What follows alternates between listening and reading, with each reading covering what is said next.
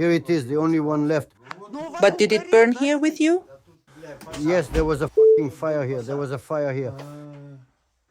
The heater caught fire. They called the firefighters. I even changed the window here. It was a time when my son lived here. Then a fire happened here. We were really amazed to discover this house that we want to share with you today.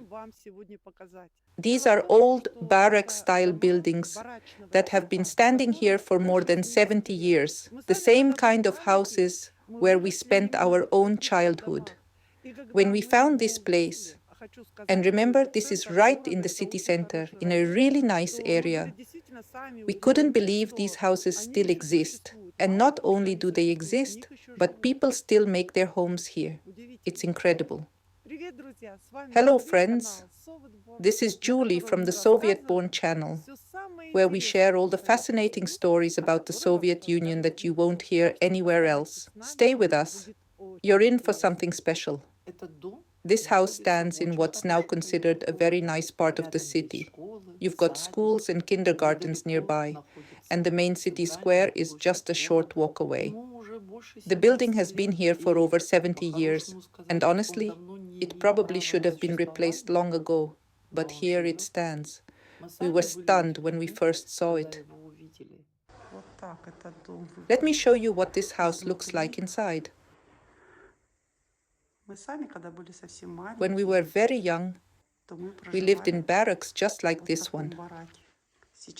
The layout has changed now with new tenants, but originally, all the apartments were arranged along corridors on this side and on this side near the entrance. Here, let me show you around. Let's head upstairs.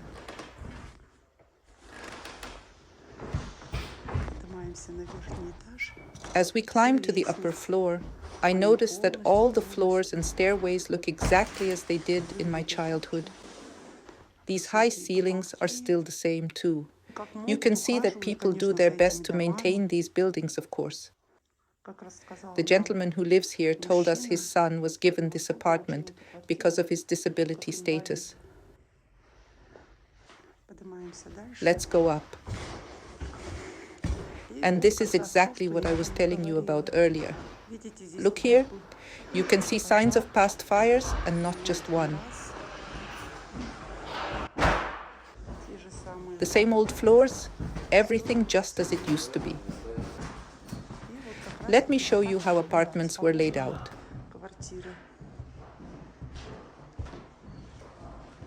The light switch is over here. There's access to the balcony from here.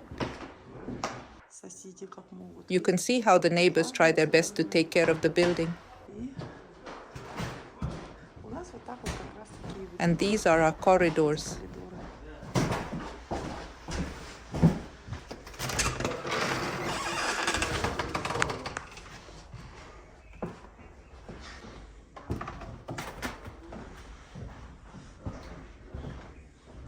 There's a distinct smell of kitties.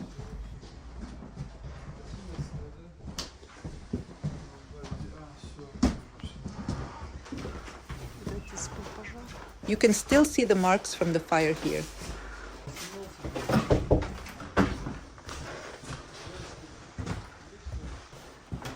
It's amazing how this old house is still standing. This is a typical residential building from the Soviet era, built as a two-story apartment complex, specifically designed to house workers' families. Buildings like this one popped up all over cities and towns as a quick solution to the severe housing shortage at the time. The exterior is mainly brick, with some wooden siding elements that you can see here, which helped with insulation. These houses were built for speed and economy, not comfort or aesthetics.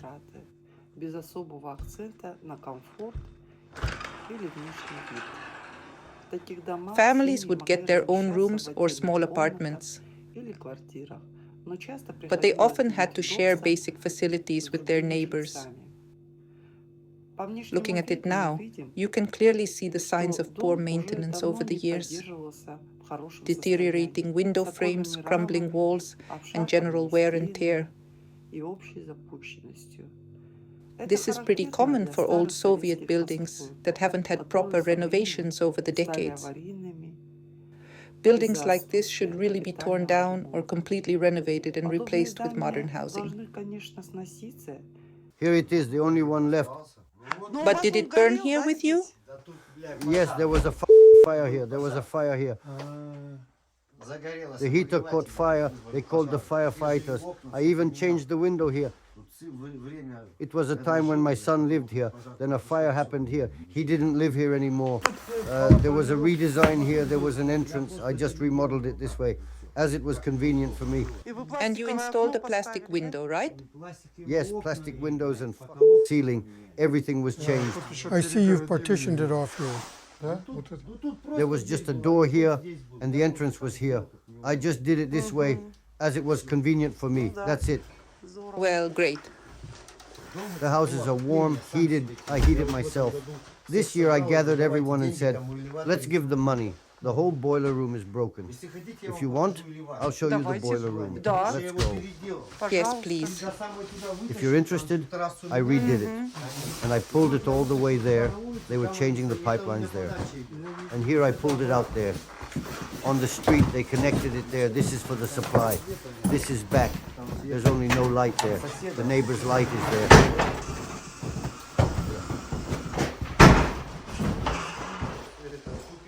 The neighbor bought an apartment, wants to build a store. He's already made a door there, under me. Well, and an apartment next door. Are these social housing or private? Yes, this was also the dentist here. A dentistry, right? Yes, this is all of it. They found people, bought out. The people made it. And from there, everything, he lived from there. Here, too, he bought it for a store, for now. Here he's doing it. He's laid the electricity. Ah, so it's a store. Well, I don't know. Maybe a store. Maybe he'll live. All the heating was lying around. All on the floor. It would be dirty here. All this was broken. This whole thing, I completely re-welded, redid, insulated everything. Everything. Cold water, hot water, completely.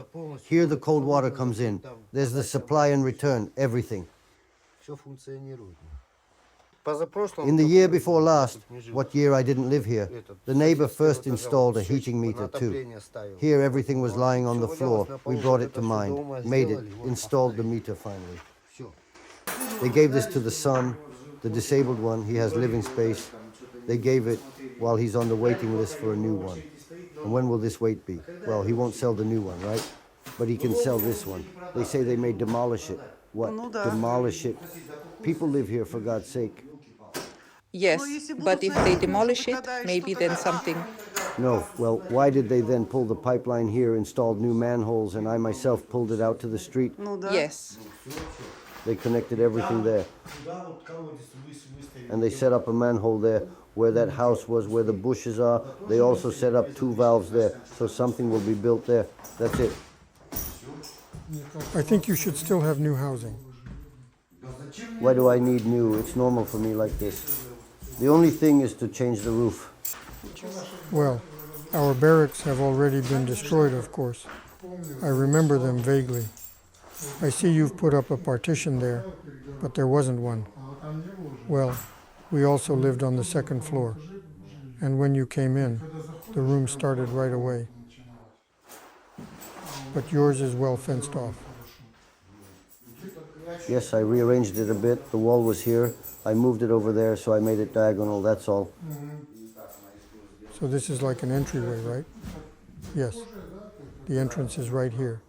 And further on is the bathroom. A working evening, huh? Although this man wasn't comfortable giving a full interview on camera, he told us that he and his disabled son received this apartment. They've made it their home for quite some time now. He's been raising his son by himself, doing everything he can to keep the house in good shape. He renovated the wood-burning stove, and together with his neighbors, they managed to get central heating installed. So now they have warmth throughout the house. We're really grateful that he took the time to show us around. So many lives, hundreds of families have passed through these walls. I have my own memories from when I was very, very little. My parents lived in a house just like this one. The building was always full of people. Each family had their own tiny room, just 9 or 12 square meters. All the facilities were outside, and everyone had what we called a burjuika. That's a small wood-burning stove. I remember one time when it was bitterly cold. I was such a tiny girl then, but I'll never forget this big commotion that happened. My father, who was still quite young at the time, did something wrong with the stove, and it started smoking badly. All the neighbors came running, shouting and upset. I must have been about 5 years old. I remember feeling so scared, hiding behind my father, while all the young women from neighboring rooms stood there yelling at him. This is what we call a barracks-style house. These buildings are about 70 years old now. I really wanted to look inside more of them, but it wasn't possible today. Though as you can see, people are still living here.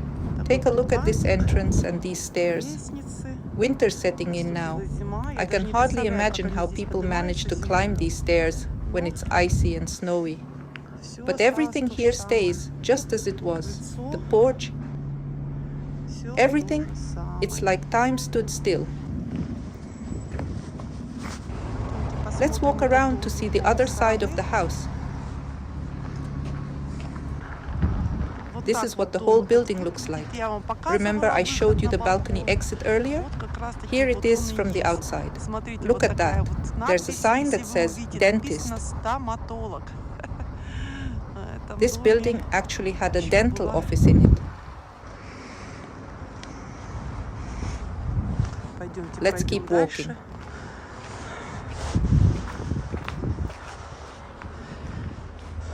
Here's a sewage well.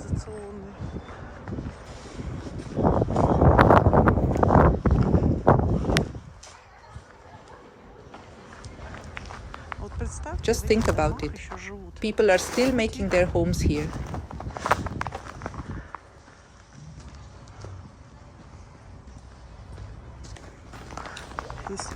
If we go this way, see that?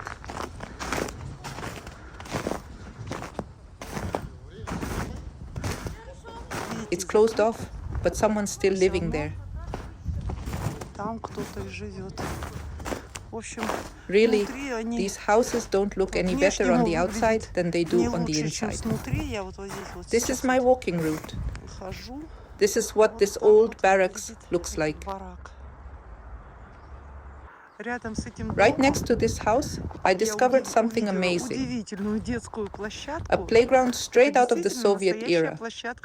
It's still exactly as it used to be.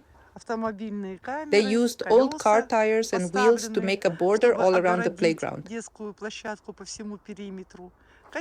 And here's an iron swing. The real vintage kind. See how it's still solid metal, so heavy. These are exactly like the swings I used to play on as a little girl. They're really heavy, especially when you get them going. Standing here, I feel like I've stepped right back into my own childhood. I know it might not look like much, but for us kids, this was pure joy. I remember how we used to fight over who would get to swing on these first.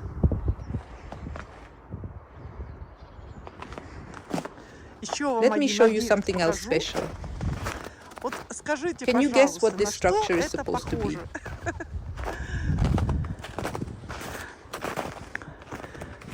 That's right. It's a rocket. You know, space exploration was huge in the Soviet Union. Every child dreamed of becoming a cosmonaut. And they built these rocket-shaped climbing frames for us to play on and dream. And look, there's the horizontal bar, because in the Soviet Union, everyone was supposed to do sports. Well, they certainly tried to make sure we all did. Let's keep going. It's incredible how everything's still here. Look at this seesaw. This is where mothers would place their little ones. This is exactly how they would gently rock their babies. And of course, the crown jewel, the metal slide.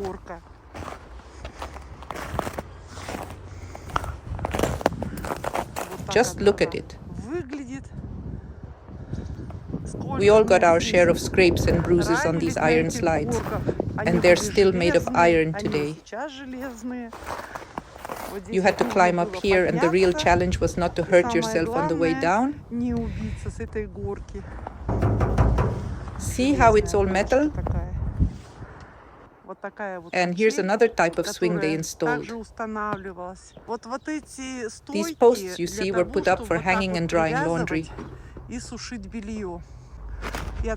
I can tell people still use them for that purpose. This whole playground is just amazing. It's like a living museum. There used to be benches in the middle where mothers would sit and watch their children play.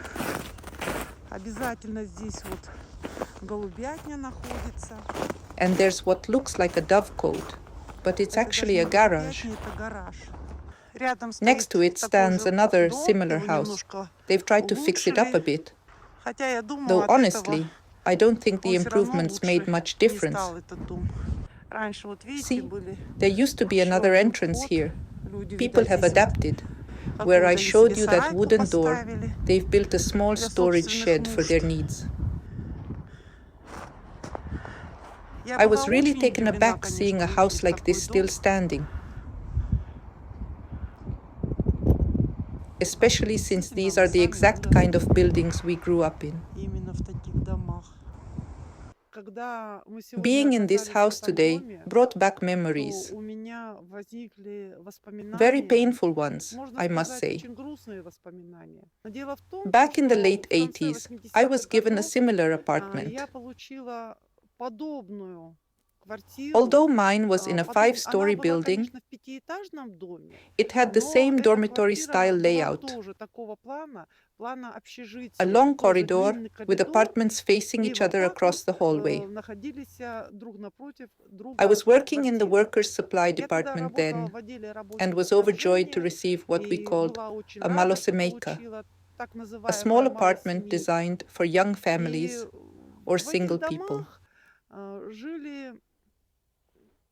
These buildings housed all sorts of people. There was me, working in the workers' supply department, and next door lived a family where the husband was an engineer and his wife was a homemaker. But alongside us lived what you might call troubled individuals who had serious issues with alcohol and led rather chaotic lives. I lived on the 3rd floor. And right below us, on the 2nd floor, lived a young woman. She led what you might call a very free lifestyle. So much so that if I shared all the details, we'd probably need to rate this channel 18+. But that's not really the point. The thing is, she had many male acquaintances who kept changing. One day it would be this man, the next day another. She was almost always under the influence of alcohol. We were so used to her lifestyle that we barely paid attention to her anymore, and somehow we didn't even notice when she became pregnant and had a baby. I mean, we were so disconnected from her situation that none of us even realized she was expecting. Then one evening, my husband and I were coming home from work, climbing the stairs to our apartment. Her door was wide open. which wasn't unusual for her apartment.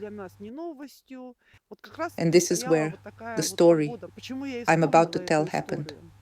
As we were going up the stairs, we saw her apartment door wide open.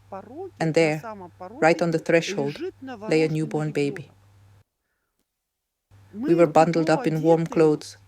And, you know, it's just unbelievable.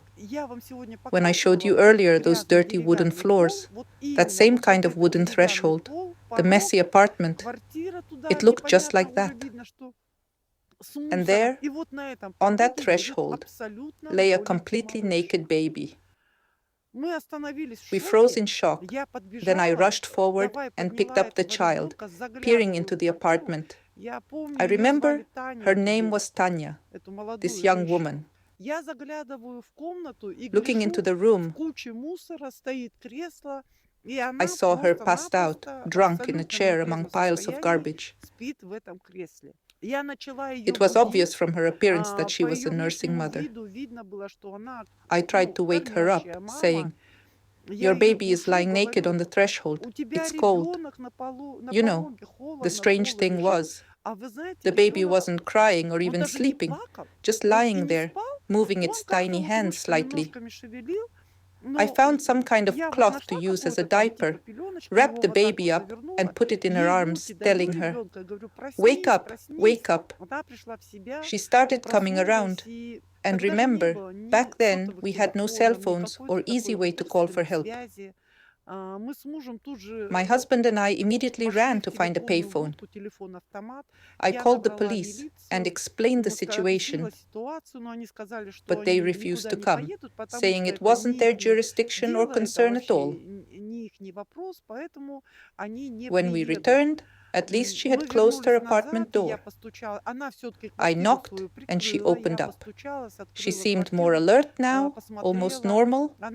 It was evening by then, and I realized there wasn't much I could do right then. Take the child away? On what grounds? Though I desperately wanted to just take that baby home with me, I had no legal right to do so. We went back to our apartment, but I barely slept that night. I kept going downstairs to check, listening at her door. My husband was extremely worried too. As soon as 8 a.m. came and the administrative offices opened, there was something called the City Executive Committee for Children's Affairs in the Soviet Union. I called them immediately and explained the situation. I have a neighbor and her child is in danger. They worked efficiently back then, and I made sure to follow up. They came, assessed the situation, and removed the child. I truly hope that baby found a new family, because we never saw the child again.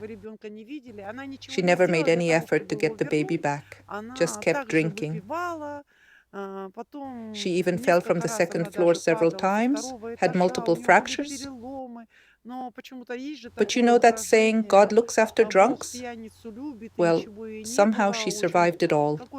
She lived there for some time after, then we stopped seeing her altogether.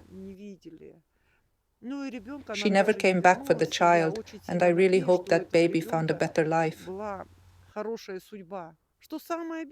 The saddest part is that this wasn't an isolated case. As I mentioned before, these houses eventually became home to many troubled individuals. People who couldn't cope with the collapse of the Soviet Union, who couldn't survive the changes of perestroika. We'll be sharing many more stories like this on our channel, so stay with us. This was Julie from the Soviet Born channel. I promise it will be very interesting.